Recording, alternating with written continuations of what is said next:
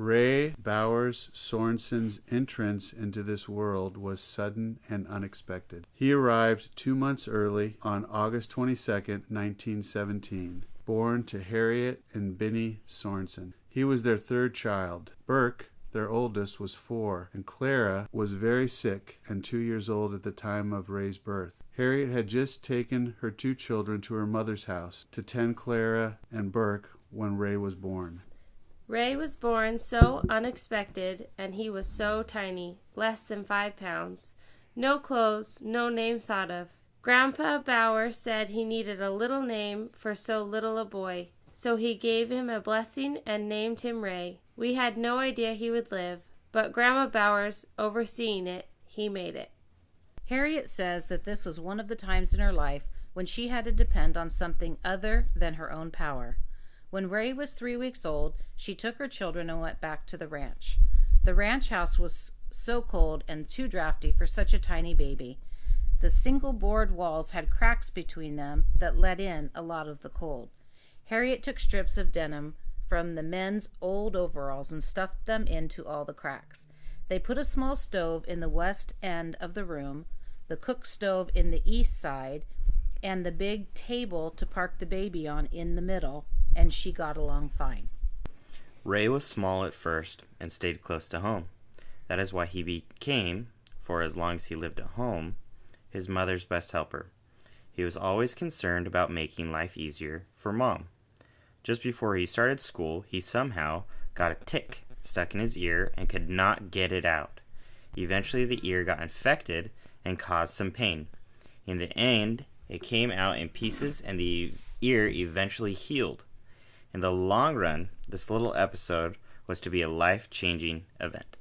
Ray's childhood was filled with work and family. There were always chores that needed to be done, whether they were living in town or at the ranch during the summers. Ray began to work running the mower to cut the hay when he was around 10 years old. The cutter on the mower was about 6 feet wide, and it took 2 horses to pull it. In the fall of 1933, Ray started to play basketball for Valley High School. The team traveled all over southern Utah playing teams in their league. Ray was a starting forward. The team had some good winning seasons. Into his 80s and as long as he could, he enjoyed watching or even listening to basketball games and would root for his favorite team, the Utah Jazz. Ray enjoyed his high school days. He graduated from Valley High School in May of 1936. There were about 18 in his graduating class. After graduating from high school, Ray decided to come to California for the first time. He made the decision that he didn't want to be a farmer for the rest of his life, and although he had no idea what he wanted to do for work, he knew that it probably wouldn't happen in Long Valley, Orderville. His parents were worried about his move to California, and they knew they'd miss him on the ranch, but they supported him any way they could. When he arrived in California in 1936 to 1938, he had several odd jobs, including picking oranges in Southern California. But he ended up staying with several relatives. He spent most of 1939 back on the ranch in Orderville, Utah, taking care of things and working with his brother Mont, and trying to make life easier for his mother by building a house in Orderville. By 1939, he had decided to go to college at Dixie College in St. George.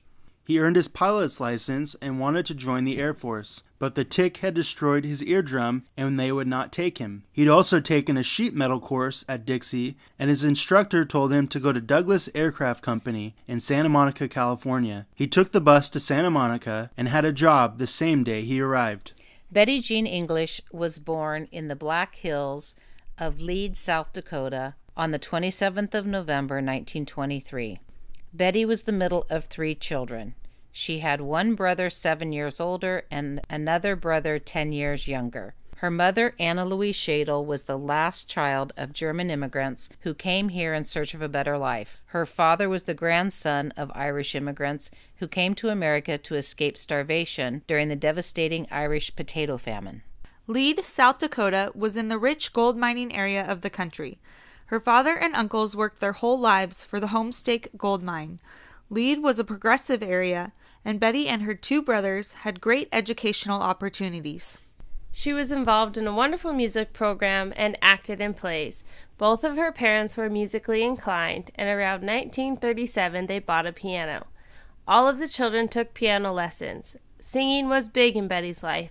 She joined many choirs and traveled to perform in many towns in South Dakota. She even sang in the lead of Pirates of Penzance. Throughout her life, music played a key role. Her musical influence is felt today by her posterity who have enjoyed music just as much as she did. Betty graduated from high school in the spring of 1942, just as World War II began. She had been working at the Woolworth store in Lead while she was attending high school. It was a 5 and dime store which specialized in notions and home accessories. She must have decided she didn't want to stay in Lead for the rest of her life because a few days after graduation, she boarded a bus and traveled to her aunt and cousins in California. They didn't have a hard time encouraging Betty to join them in Santa Monica, where she soon found work as a Rosie the Riveter at Douglas Aircraft Company. Douglas Aircraft Company was an airplane manufacturer in Santa Monica, California. The production line was huge. It was more than a mile long, creating planes for the war effort. Douglas employed 10 to 12,000 people who were assigned to work 3 shifts a day during the whole of World War II. Betty wanted to be a nurse, so after some training at Douglas, she began a career as a nurse part-time and would tend to employees who were injured on the job during her shift. Her supervisor at Douglas was a handsome, kind young man from southern Utah, Long Valley, named Ray B. Sorensen. Ray noticed this lovely young lady almost as soon as she started to work in the production line that he supervised, but was reluctant to ask her out because the supervisors had been counseled not to date women under their supervision. However, when she became a nurse, she was assigned to another area, and then he was free to ask her out. He asked her to go with him to a young single adult activity at church, and they all went horseback riding near Playa del Rey. Ray invited her to attend church, and she soon started getting on the bus on Sunday to attend the meetings. There were not many full-time missionaries in the field at this point, since they had all been drafted into the military, but many of the older members were asked to serve as stake missionaries and began to meet with Betty and teach her the gospel. The whole ward became excited about helping Betty learn the gospel and feel comfortable at church. She loved these people, who became friends for the rest of her life. She decided to be baptized in early June of 1944, just a few weeks before their wedding.